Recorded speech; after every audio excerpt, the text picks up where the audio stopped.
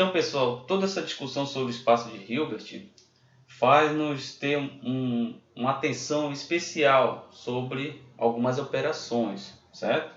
Então, por exemplo, se eu fizer uma operação como essa aqui, A escalar A, né? No caso, A produto interno com A, tudo bem? Veja, aqui necessariamente tem que ser um covetor, certo? Então, não pode ser identicamente igual, certo? Pelo menos até então, a gente não necessita fazer esse tipo de operação. A gente desconhece esse tipo de operação. Então, a gente vai o quê? Distinguir por essa estrelinha aqui, né? Que ela já vai sinalizar que é uma quantidade que vem no espaço dual, certo? E ela é o conjugado do próprio A, tudo bem? Então, se eu for fazer essa operação, eu tenho o quê?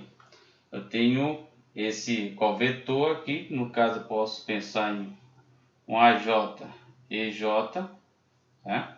Interno, um AI, EI, bem, contravariante. Só que aqui tem que ser um conjugado, certo? A gente pode ir aplicando as operações de conjugação. Posso fazer essa distribuição aqui, J, AI, certo? Base J, escalar, EI, tudo bem? Então veja, essa conjugação ela pode entrar bem aqui, pode entrar, certo? Mas no momento a gente vai desprezar essa conjugação, tá? Porque não é conveniente para nós a gente, por exemplo, fazer uma transformada de base, certo? Para que essa base ela possa estar contida nos números complexos, ou seja, está contida no conjunto dos números complexos, tudo bem? Então não é conveniente para nós, certo? Mas, de alguma forma, esse vetor pode ter componentes que estejam, certo? Estejam contidos, que pertencem ao conjunto dos números complexos, certo? Então, a principal ideia aqui é que a gente possa sempre trabalhar com bases, né, normalizadas e que possa também, dessa forma, ser aplicada normalmente a propriedade de delta de Kronecker, certo? Então, aqui eu já gera uma delta de Kronecker. Então, eu tenho aqui o conjugado de um elemento de A contra a variante, isso aqui é uma delta JI, e eu tenho como resultado I, AI, aqui tem que ser um conjugado, certo? A gente tem que garantir que essa quantidade aqui seja um conjugado, tudo bem? Claro que se isso for real, o conjugado de um número real é o próprio real, certo? Então, isso não vai interferir nos resultados, perfeito? Pois bem, veja, nós temos essa quantidade aqui. O que seria o inverso disso, certo? Veja, eu estou falando de propósito aqui, colocando quantidades, né, recíprocas uma da outra, né? Porque essa quantidade recíproca uma da outra me dá a intensidade do próprio vetor, certo? Então aqui a gente já vai definir, né? Já pode definir a questão da intensidade.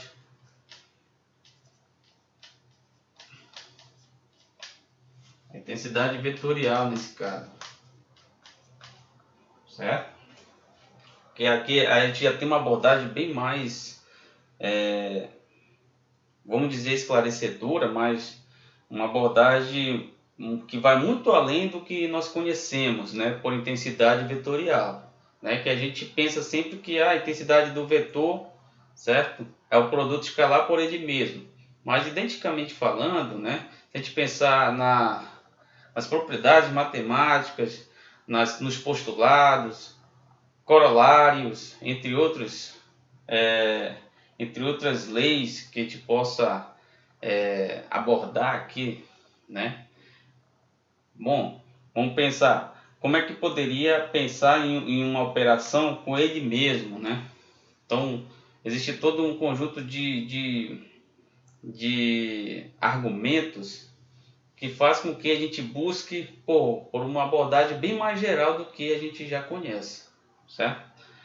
Não sei se eu deixei compreender, mas necessariamente falando, é dessa forma que a gente encontra a intensidade do vetor A, né? Através do seu covetor, certo? Então, se a gente pensar, por exemplo, nessa quantidade aqui, a quantidade que é a minha intensidade, isso me dá exatamente produto escalar, me dá exatamente a quantidade, né, de cada elemento,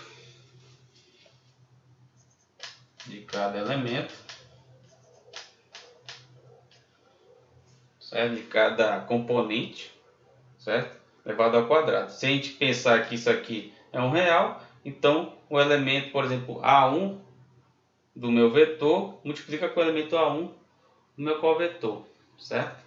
E identicamente falando, eles são iguais, certo? Tudo bem? É como se fosse esse exemplo aqui. Vamos pensar num V escalar V, certo? O meu V aqui seria de forma matricial seria, vamos pensar ABC, certo?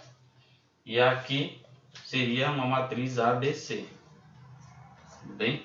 Quando eu faço esse produto matricial, eu vou ter A quadrado mais B quadrado mais C quadrado. Então, essa é a intensidade do meu vetor B, certo? Mas a gente está fazendo uma abordagem bem mais geral, que vai muito além disso, certo? A gente está trabalhando com o seu covetor e também a possibilidade de ser um número imaginário, ser um número complexo, certo? Então aí eu já tenho esse mesmo resultado daqui, mas considerando que seja um complexo, que seja um conjugado aqui, o próprio número do vetor A, tudo bem? Certo?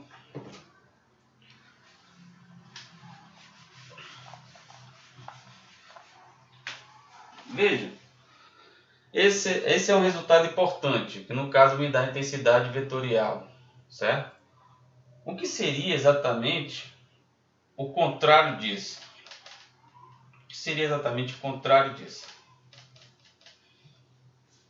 Certo? O contrário disso também, ele não deveria importar, vamos dizer assim, certo? Uma vez que eu tenho o V escalar com V, se eu inverter a ordem, isso não poderia importar, certo? Porque agora eu estou no âmbito da intensidade vetorial, certo? Um tensor de ordem 1, tudo bem? Então, entre tensores de ordem 1, eu posso fazer isso e obter o mesmo resultado, certo? Mas se eu for trabalhar na questão do vetor e covetor, eu já tenho outras entidades matemáticas, outras quantidades matemáticas a considerar, ou até mesmo quantidades tensoriais, certo? Vamos pensar aqui, o meu vetor A, ele é representado aqui, uma contravariante, então aqui e aí, certo? Interno com covariante, no caso, AJ, EJ, no caso aqui já vai ser conjugado, certo? Então, como seria essa operação? Eu vou ter aí AJ, EI, interno com EJ, tudo bem? Aí aqui a gente já faz, a gente já despreza, tá? Porque a gente já está considerando ali a questão da base não ser complexa no caso, certo? Tudo bem? Veja, essa quantidade aqui a gente desconhece, porque a gente sabe que covetor com vetor, principalmente as bases elementares, o covetor e um vetor, covariante, contravariante, certo? Isso me dá uma delta, mas o contrário, eu não sei o que acontece aí, tudo bem? Veja, agora eu vou apresentar para vocês uma ferramenta muito interessante, certo? Que chamamos de métrica, tensor métrico, certo? E a gente sabe também que essa quantidade aqui é um tensor. Por que é um tensor? Porque se eu pegar uma matriz coluna, multiplicar por uma matriz linha, como a gente já viu em vídeos anteriores, a gente vai ter uma matriz, né? 2 por 2, 3 por 3, dependendo do espaço que a gente está trabalhando. Mas basicamente uma matriz 3 por 3, certo? Vejam, o que é interessante para mim? Interessante para mim é que esse índice possa ser levantado, possa ir para cima, certo? E que esse índice possa vir para baixo, para poder eu gerar uma delta e fazer a operação, certo? Então, eu vou gerar aqui um tensor. Olha só, pessoal. Vou gerar aqui um tensor G. Eu vou manter o I aqui, I embaixo, K, K, e vou, né, levantar um K. Tudo bem? Então veja, esse aqui está somado, eu vou manter o I embaixo, certo? Escalar com J. Tudo bem?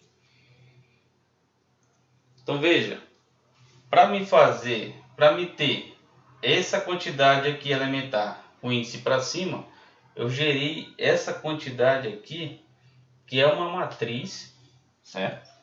Que é uma matriz, de acordo com como a gente trabalha sempre de 1 a 3, é necessariamente uma matriz 3 por 3, certo? E já vou logo apresentar para vocês. Essa quantidade aqui é o que conhecemos por métrica ou tensor métrico, tudo bem? Ele está muito associado à intensidade de um vetor, certo? Quando a gente for mais à frente, pensar numa quantidade vetorial, né, sobre as coordenadas que nós estamos trabalhando, nós vamos perceber que essa matriz, né, ela não tem somente a função de levantar e baixar índice, mas ela está muito relacionada à transformação de base, certo? E de fato ela mexe com a base nesse sentido. Veja que eu gerei uma nova base aqui, praticamente mudei de um vetor para um covetor através dessa quantidade que eu já estou adiantando para vocês, que é conhecido por métrica, certo? Que é uma matriz, tudo bem? Veja, repetindo aqui as componentes, nós temos o que? Nós necessitamos baixar esse J, certo? Baixar esse J. Então eu vou manter aqui IK, o J, eu vou gerar uma nova quantidade dessa aqui, certo? J em cima, vou gerar um M, E, K, escalar E, M, certo? Então, nesse caso específico, eu já estou gerando para vocês duas quantidades métricas, duas métricas, certo?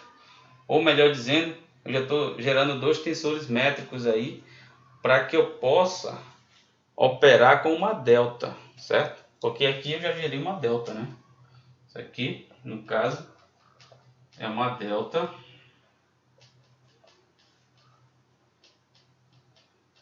Deixa eu só repetir aqui, isso aqui é uma delta KM, onde tudo que é M vira K ou vice-versa.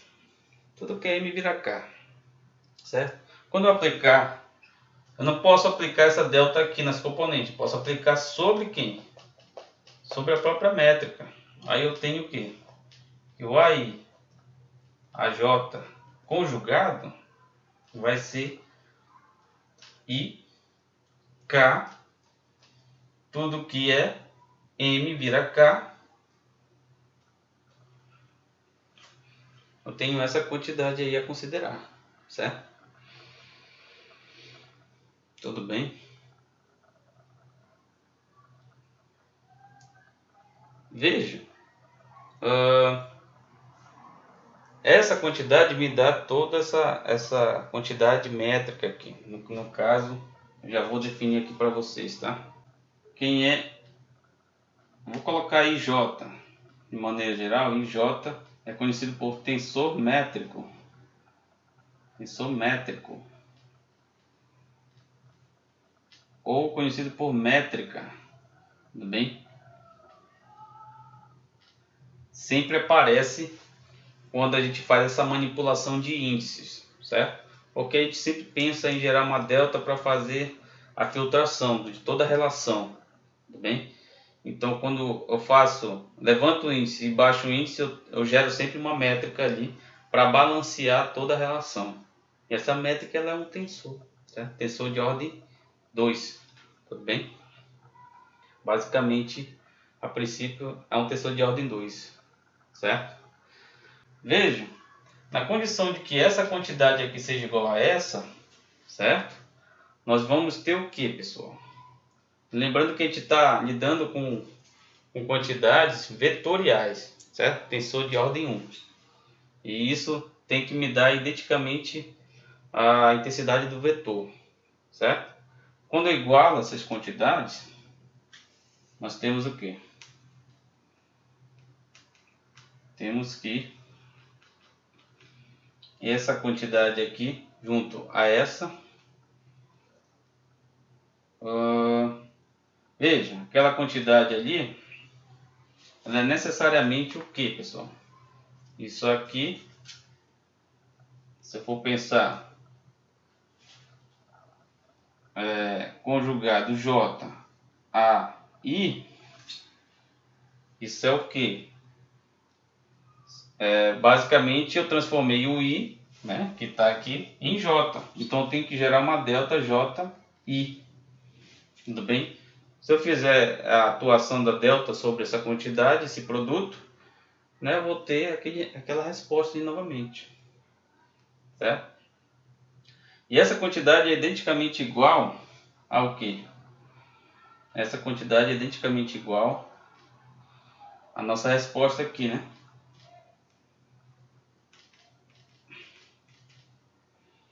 Deixa eu colocar aqui, isso aqui vai ser AI, minha J, a métrica I, K, métrica J, K, certo? No caso aqui, contravariante e covariante, certo? No caso, não deixam de ser componentes aqui. Bem, então veja, na condição que essas quantidades são iguais, por serem uma quantidade vetorial, né? Na verdade, um produto, uma operação entre vetores, certo? A condição que seja uma operação entre vetores, nós temos o quê? Que essa métrica aqui, essas duas quantidades, que elas são necessariamente uma inversa da outra, né? Isso aqui vai ser igual a delta de Kronecker, certo? Então, aqui a gente já está provando que a métrica, ela balanceia esse tipo de relação, certo? Ela faz o balanço no tipo de relação e ela admite inversibilidade, ela é inversível, certo? De maneira que isso me dá uma delta, ou pode ser 0, os elementos dentro da sua inversa, ou pode ser 1, tudo bem? Isso que está nos mostrando aqui, tudo bem? Essa quantidade é muito importante para a gente sempre fazer manipulações entre métricas, certo? Junto com delta de Kronecker. Isso vai ser extremamente importante para estabelecer várias relações, principalmente identidades vetoriais, trabalhar junto com divergente, com rotacionais, certo? Trabalhar, saber manipular várias relações que envolvem o Laplaciano, e entre outras quantidades vetoriais. Tudo bem? Pessoal, só seguindo aqui com o raciocínio, é importante a gente fazer mais uma continha para a gente verificar que a métrica ela age também sobre esse componente, certo? Ela age também sobre esse componente. De maneira que eu posso obter esse mesmo resultado se eu manipular os índices das componentes, certo? Mas aonde eu quero chegar? Eu quero chegar da seguinte forma, que desse resultado aqui, esse resultado aqui é importante, né? Mas desse resultado eu já posso agir sobre as componentes, tudo bem? Então veja, a métrica, essa métrica IK agindo sobre AI, eu tenho o quê? Eu tenho, só repetir aqui o resultado, vai ser como? Vou baixar índice, vai ficar K, então vai ficar AK, certo? Aqui no caso na minha contravariante vai virar uma covariante com índice K, certo? Eu estou agindo essa métrica aqui, ó. Tudo bem? O I vai cancelar, vai sobrar o K embaixo quando eu atuar essa métrica sobre o AI, tudo bem? Agora eu vou atuar essa métrica sobre o AJ, estrelinha, certo? Então aqui no caso, J vai cancelar e vai sobrar um K em cima. Então eu vou levantar o índice, certo? Só que mudo de fato o índice, mas eu vou levantar ele. Então vai ficar como? A estrelinha K. Tudo bem? Estrelinha K. Ou então, já dizendo, AK estrelinha, né? AK estrelinha, certo?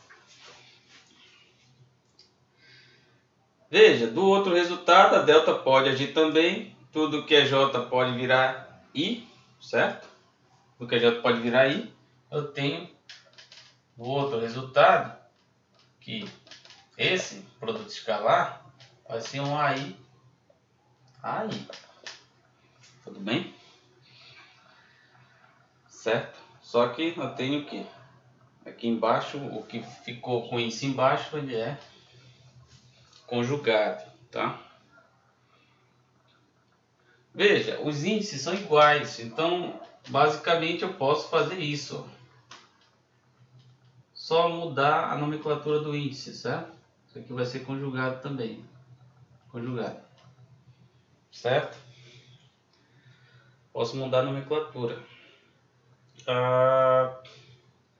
Veja, a condição que essas quantidades são iguais, eu tenho que o A, I, no caso é uma covariante, né?